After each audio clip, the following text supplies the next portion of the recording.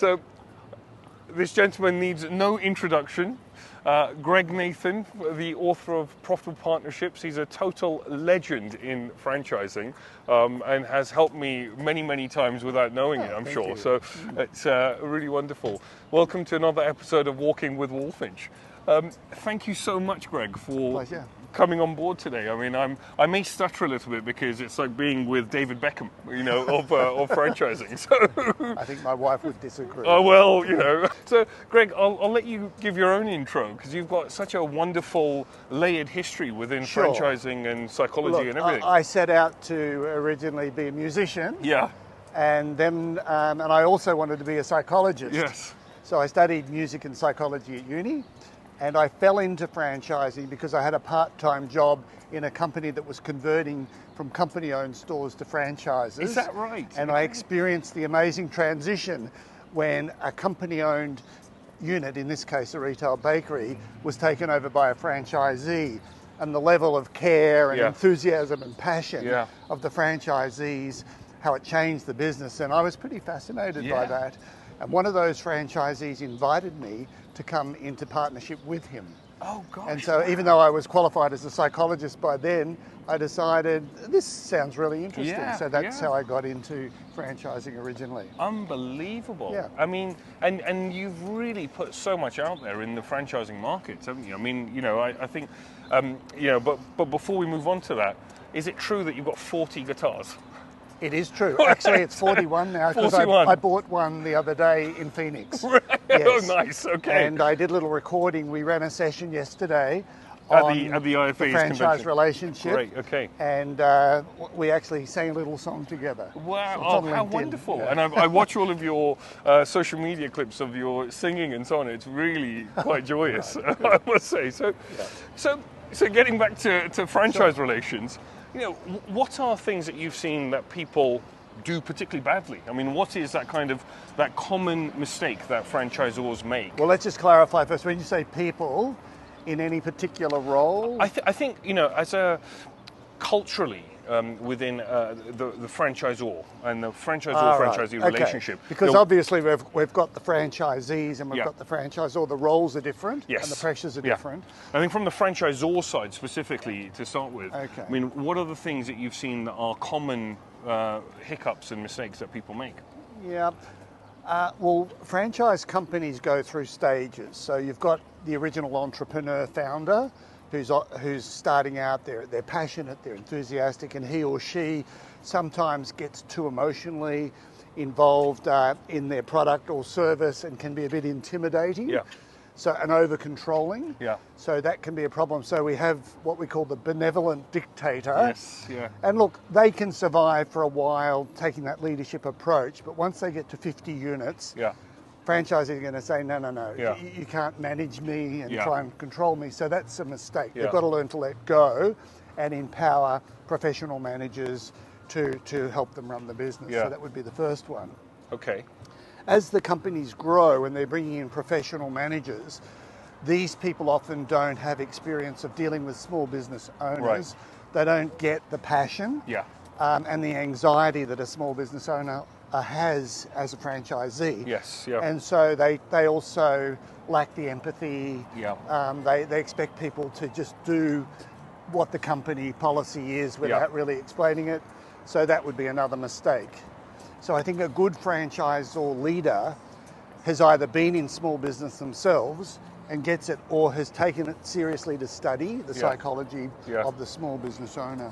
That's really interesting. I mean, just reflecting on my own experience there, I was a franchisee of a home care brand. Right. And so when I'm, when we're talking about franchisees and change management and so on, Yes. you're always sort of speaking as though there's a franchisee in the room, because I really feel there is, Yes, in me. and that's a good psychology to have, that you've always got the person in mind that you're trying to help or support when you're rolling out something. Yeah, and it's that, isn't it? It's a help and support. And I think I read somewhere, and you often talk about heart and minds, and franchising being, really sort of both of those things. You've got that's to, life also. Yeah, so true. Yeah.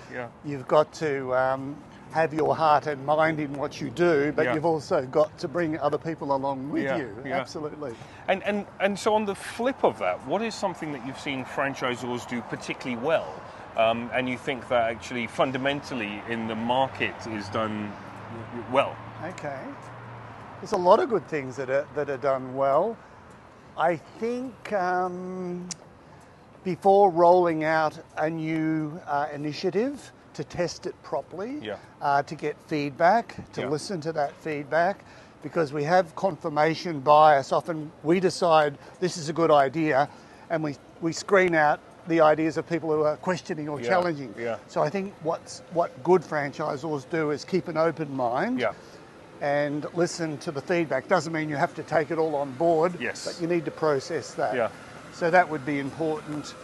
I think just appreciating the anxiety that franchisees have constantly in running their businesses. The pressures of staff, particularly these days where staff are becoming more and more unreliable for a number of reasons. Cash flow pressures. These days there's issues around pricing. How can we retain our margins when costs are going up, but we don't want to put our prices up? So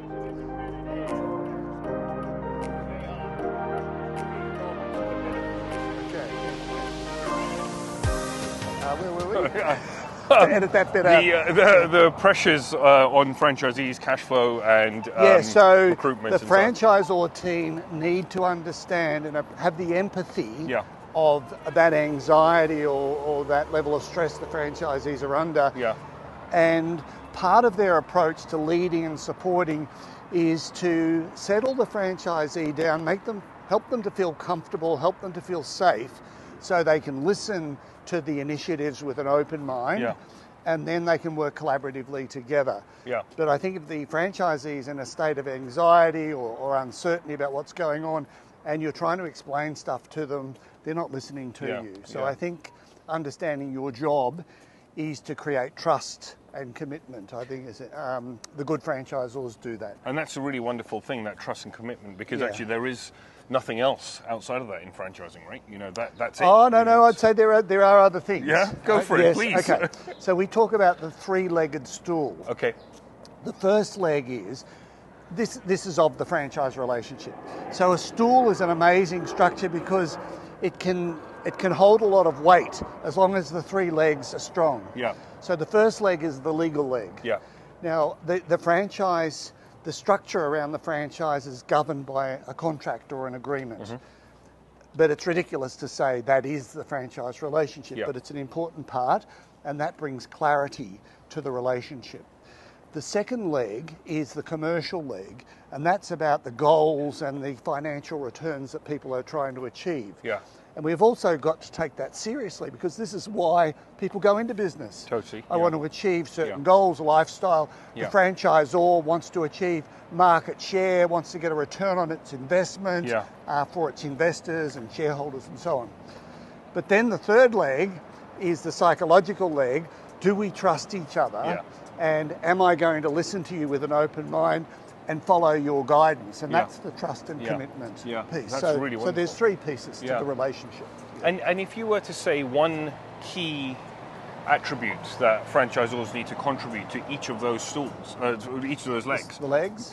what would they be? And what would be the best way to achieve I think on the legal leg, I think legal agreements in plain English, I don't think, I think a mistake is that if the relationship is too legalistic and you start hitting people over the head, so to speak, with the franchise agreement, because you have the theoretical power to force them to do things, that doesn't work. So I think putting the legal side in perspective, respecting it, but not expecting that that's going to influence people to do what you want them to do would be the first thing. On the commercial side, just making sure that goals and strategies are fair and reasonable. People, both sides of the partnership are getting a fair return on their effort and their investment, I think would be a critical side of that. And on the trust and commitment side, trust to be transparent and open with people. I've got nothing up my sleeves. You know, we're going to fill you in on what we're doing and why we're doing it. That builds trust. Yeah. There's other things as well, but that would be the key one. And to get commitment to action, you've got to involve people in the process. Yeah, yeah. So consultative committees, pilot testing, listening to people's feedback is a great way to get them to feel comfortable of being part of the journey. And you know, you've mentioned feedback a couple of times there. So what is the best way to get franchisee feedback? Is it surveys? Is it, you know, group meetings? You know, what's you know, FACs and so on? I mean, what's the best way to do that? There's several ways. Each way has got its pros and cons. Surveys, like a formal survey with your franchisees, often conducted by an independent third party, I think is better, because the franchisees have then got more confidence that nothing's going to be changed. Yes. Whereas if the franchisor's running it themselves, there's always that suspicion about, are you really telling us the truth about the results? But that's a good way, as long as the questions are well thought out. And an important part of running a survey is to give the feedback back to the franchisees. So give them feedback on their feedback. Okay, great. And that closes the loop. Yeah. Small group meetings with the CEO, like focus groups. Once a year, the CEO could meet with groups of franchisees and just shoot the breeze. Ask them, what are we doing well? How could we improve? Your field consultants or field managers are a great source of feedback. Talking to them about what a franchisee is telling you would be another thing. And also at conferences and meetings, running, we call it a group scoop. It's a method I developed where you can systematically get feedback from franchisees where everybody has a voice in round tables, and then consolidating that live. That's really wonderful. Thank you. So we've just passed the stadium here, I think. They do all of the big games and so on around here in Phoenix. Apparently this is one of the hubs in the US. So that is super interesting, and I think, you know, I remember the first site visit I was going to do, and I picked up Profitable Partnerships, and I literally went through it like a textbook. Right. So I've got to honestly thank you so much, because it was magic. You know, it really was magic. I went through the whole thing, and I just mapped out this first visit. And it gave me so much confidence as a new franchisor. Right, lovely. It made the whole thing really useful for the franchisee. You know, sending that document to them ahead and saying that this is the agenda, what do you want to get out of it? You know, this is, you know, it was just phenomenal. Well, that book I wrote almost for my past self. Because I'd been in franchising at that point about 15 years. And I thought, I'm going to pour everything that I've learned over the years from psychology and from franchising, from my real world experience, into the book. And the topics were chosen from all the hot issues that I'd confronted myself. And I thought, if I could write a book that my past self would read and go, this is so useful. Phenomenal. So that was driving me all the time.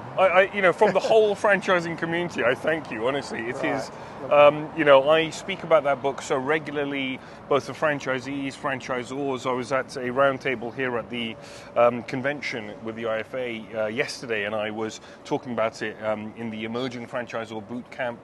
You know, just the whole thing. Someone was asking about how to do a site visit, and that's why that kind of came to mind. And I've got another book, actually, on how to conduct field visits as well. And which is great. For that group.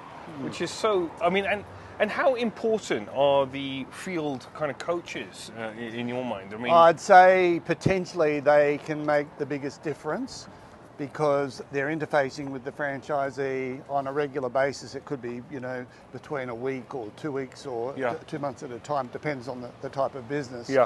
But if they've got good coaching skills, and they are able to inspire and motivate and guide the franchisees, it can make a huge difference. And if you were a franchisor, how would you be training those field coaches to do their job to the maximum efficiency? I'd probably be getting them to read my book on how to conduct effective field visits, and also we run courses on this, but I think there's a few skills they need. They need coaching skills, which is the ability to help franchisees set goals and then help to hold them accountable to those goals. They need good financial literacy. so they understand how to read a financial statement and what are the levers that drive profitability in terms of, certain KPIs. Could be average sale per customer, it could be the net promoter score, it could be employee engagement in the business. Yeah. If they're a little bit low, how do we help the franchisee improve those metrics? They need the skills to be able to conduct an audit or a site visit and be constructive to say, look, this is sort of not as it should be, and this is why. Yeah. And so how are we going to get you to improve those standards? Right. So the brand is not put at risk. Yeah. I think we talk about brand alignment rather than compliance. Yes. Yeah, that's a lovely word, alignment. Because actually. the brand is your reputation, and nobody wants to damage their reputation in business. Yeah. And because all the franchisees are linked by the brand with the franchisor, it only takes one business to make a mistake or do the wrong thing by a customer, and that can escalate and affect everybody. So part of the role of the field manager is to make sure that the brand is not put at risk. Yeah, and that's really wonderful. Yeah. And so if you were, I suppose, and this is from both aspects, so it's probably a double question, but as a franchisor and as a franchisee, what are the handful of things that you would track? So whether you're a ZOR going into, sort of looking at a multitude of franchisees and saying, well, are we, doing a good job or not? Whether that is from field support or looking at the unit level economics and the whole sort of, here is the five. It's pretty simple, really. It comes down to, is the franchisee profitable? Mm-hmm. So I would be looking at that number itself, which is the net operating profit after all the business expenses have been taken away from revenue. Right. And they can be expressed as dollars or percentages and compared to a benchmark. Yep. Then you've got some measures around, is the franchisee delivering a great experience for the customer, the end customer? And you can measure that through customer satisfaction survey, speed of service, and so on. And the third thing from the franchisee perspective is the franchisee participating constructively in the network? Are they attending meetings, training? Are they bringing the right sort of growth mindset and attitude to how they're running their business and interfacing with the franchisor? Wonderful. So that would be the things for the franchisee. For the franchisor, are they practicing effective, credible leadership? Yeah. So the franchisees are feeling that they're being cared for, that the franchisor has integrity, that the franchisor knows what it's doing. Yeah. The second thing the franchisor needs to focus on is relevant support for the franchisee. Yeah. And they need different support depending on their stage of the journey. Yeah. And the third thing is what we touched on a moment ago, the brand, making sure the brand is not put at risk. Yes, yeah. So and they're that's the three really big ones. Quite neat, isn't it? I mean, actually, it's quite concise, and they are the things that really matter. Yeah. Which is super interesting. And as a franchisor, myself, I've kind of gone through that whole journey of thinking, well, I started with quantifying how many meetings and visits and so on that we were going to be giving to franchisees, because when I was a franchisee, it just wasn't like that. And I need some metrics behind it to make sense to me. But what do you think? The average franchisee, I mean, how much support, or what does that support look like? Is it a daily, weekly phone call? Is it a, I'd say every week the franchisee should have some sort of meaningful contact with someone from the franchisor. That could be a Zoom call, a phone call, or a visit. Yeah. I'm not saying they should be visited every week. That would drive them crazy. Yeah. So that would probably be, I'd say, weekly. And it may be even a video that comes through from the CEO in some stage, just to remind them of what's important and what are the priorities at the moment strategically for the group. Yeah. And then, I was speaking to a lot of franchise friends in London. They were at the franchise exhibition just before I came out here.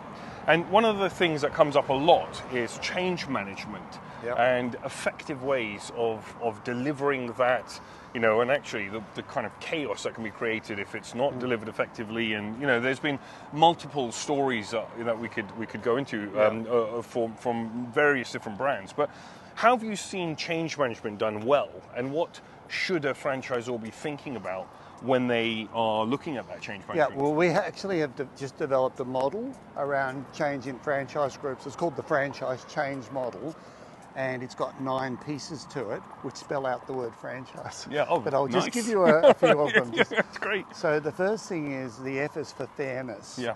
And so if you're going to roll something out and expect people to kind of listen and be open, it's got to be perceived to be fair and reasonable. That's the starting point. And often the franchisors lose the franchisees at the beginning because the franchisee says, hang on, you're wanting us to invest this money and take this risk, and you're not sharing any of the risk or any of the investment. So the franchisor needs to be able to explain why this is a fair and reasonable thing. Nice. It needs to be rolled out respectfully. Yeah. So franchisees feel they're listened to, particularly the more experienced franchisees. And I'd say one of the other things is to involve them in the process, make sure that there's good evidence that the change program has been tested thoroughly, make sure you've conducted or involved all the key stakeholders. And what's often missed in these change programs is the staff of the franchisees are often having to implement these changes. No one's asked them, what do you think? Have we spoken to the customers? Because although it might be an internal change for our systems, it's probably going to have some impact on the customer, and making sure that we've tested, is the customer going to be impacted in some way and how they're going to react to this. So that would be a few thoughts on That's change. really wonderful, and I'll definitely be looking at the whole. I ran a course on this just on Friday. Oh gosh! On getting franchisee buy-in to change. It's wonderful, and it's so important because I think it's everything always, right? You know, it's the way I often think about it is, you're not selling someone a franchise or awarding them a license. What you're actually doing, that bit's kind of by the by. You're selling to them every single month when you're collecting MSF, and it's saying, are we still valuable? And I think so. You're constantly thinking about, is well, I would there? use the word, rather than selling, I would just say we're here to support and help people to be as successful as possible. And I think if you're taking that approach, people are going to be more open to listening to you, because what you're doing is trying to help them, rather than saying, I'm going to try and convince you to do this or that. People get suspicious. What's your agenda? Yes, and that's so true. I think, and that would be another tip about change. Don't try and sell the change. Just try and demonstrate the benefits and listen carefully to franchisee questions and concerns. And then they'll just come on board naturally if it makes sense. And I think this is it. I think, the thing that I have experienced myself as a franchisee, I think, is when you feel listened to, everything else, makes sense. But actually, sometimes you don't want to do whatever the kind of the end thing is, but actually, if you feel like you've been listened to, I think that's so important. And similarly, the franchisor or anyone who's listening to another person, it doesn't mean you have to agree with them. So you can give me your point of view on something, and I can say, that's really interesting. So what you're telling me is you believe this and that. And then I might say, look, by the way, I have a different take on this. And I can explain my perspective. It's a little bit different, but I can still respect your right to hold a view. And you're probably more likely to shift your view if I don't judge you. And I just say, look, I'm just going to share my thoughts on this. And it's up to you if that makes sense. And it's, you sort of, I think you said something to me last night at the drinks, and it was so, I should have written it down. It was something like truth and fact or something, was it? I mean, it was really very interesting that, I think just being straightforward with people, it's so important in all walks of life. But yes, and look, the thing is, what is the truth? We never know the full truth. So life is about discovering to your best of ability and understanding what's going on around you. Life's very complicated, and I think if you're prepared to say, look, at the moment, given the facts and information that we have, we believe this is the right approach. But if other information comes to light, we'll be prepared to adapt. Absolutely, That's a smart way to lead. And just kind of shifting gear a little bit on to FranDev and looking at that vetting process, because clearly that seems to be a very important aspect. If you're getting the right people on board and partnering with the right franchisees and so on. So what have you seen to be a good and effective vetting process? So you need to gather the biodata, I call it, from the person about their background, their facts about their experience, what do they have relevant experience in your particular industry, what's their family situation, how does the family feel about going into a business with all its risks and so on. Then you need to get some sort of feedback on, I call them attributes that are relevant to success. And we've developed some tools around this. So you should be getting feedback on the person's health, their resilience, their proactivity, their comfort with technology, their ability to resolve conflict. There's a few attributes that we measure that we think are important. And then finally, you need some sort of a checklist that you can use as a team to say, look, we've gathered information from this psychometric tool or whatever it is, from this application form. Now we're going to make some conclusions. So we call this the final check. And it should be very carefully worded. We use what's called behaviourally anchored rating scales. So we say what excellent looks like in terms of behaviours, what poor looks like in terms of behaviours. And then we rate the person on these behaviours from all the information we've gathered. And there's often discussion. You can say, well, look, I spoke to the person and they seemed quite organised and punctual to meetings, and I'm saying, well, they seemed all over the place when I spoke to them. And then we look into it a bit more, and the meeting I had with them, they had a crisis on at that time, and I was prematurely judging them. And in fact, they are normally quite organised and disciplined in their approach. So I think getting, this is, we call it triangulation. This is how I buy guitars. So you look for 3 sources of information. So if I go to a guitar shop, which I did the other day, and I take a guitar off the wall, a second-hand guitar, and I'll play it, does it sound and feel good? Then I'll get a musician in the store to come and give me their opinion. And then I'll go online and I'll check the price and any other feedback.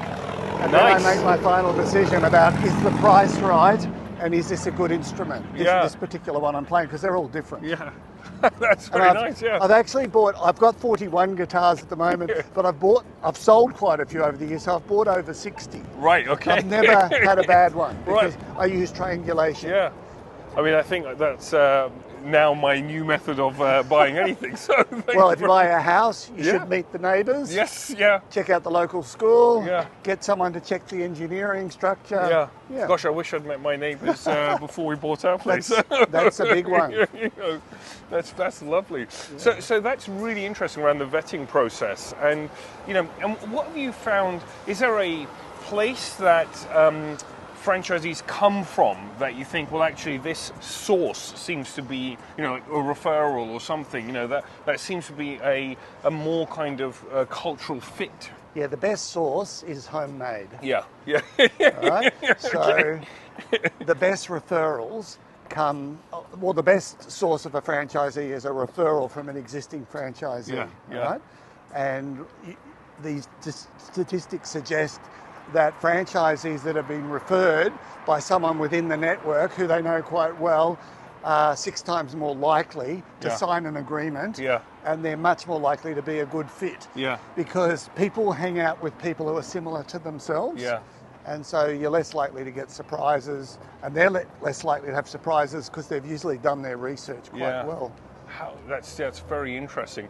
And I'd say, when you're recruiting staff, if you go out into the market and you're getting applicants you know nothing about, it's risky. But if someone who works for you says, I have a friend and I think they'd be really good for this job and I know this person well, your risk goes down remarkably. Absolutely. So Greg, if a franchisor wanted to put their new support team on training with yourself, how would they go about doing that? We have online courses, so they go to franchiserelationships.com, and you can sign up. We do very interactive live training courses. People say these courses are better than face-to-face because we do them in 2-hour lots so they don't get overwhelmed. They can try out the techniques. We use breakout groups for discussion, and so it's 2-way interaction. And so that would be a method, yeah. how regularly do you run those? Oh, every 3 months there'd be a course for field consultants, a Right. course for home office or support office teams. Right. We have a course on how to get franchisee buy-in to change. Yeah, yeah. That's available. Wow. And Just reach out to me or to support at franchiserelationships.com. Yeah, okay. And we'll respond to what's available. Sometimes if the team is big enough, we'll run in-house courses, which we've done for some of the UK franchisors. Right, okay. Where they might have 15 or 20 Yeah. support office team Yeah. on a course with me over 3 or 5 weeks. Amazing. And how? What other resources could a franchisor go to that you think actually these are, you know, like your books and so on? And We have you know, a tool called Franchise Lab, which I've helped to develop, and that's for recruiting franchisees, and Right. it's got those processes and tools to make it easy for the franchisors to practice triangulation. amazing. We have a survey that I developed, which I've now partnered with a data company, so we can do franchisee satisfaction surveys. We've got the books that are available from our website and the courses. Wonderful. Thank you so much. And what's the best way to get hold of you? Is it LinkedIn or emails or? I think LinkedIn is good. Just contact us at support@franchiserelationships.com. We'll go onto the website, Yeah. and there'll be a little button. And fantastic. And so, Greg, one last thing. If Or the final question's always the tricky one. the final question. Yeah. the, That's like Columbo. He says, "Oh, one last thing." One last thing. Yeah, that's it. Before the whole thing opens up.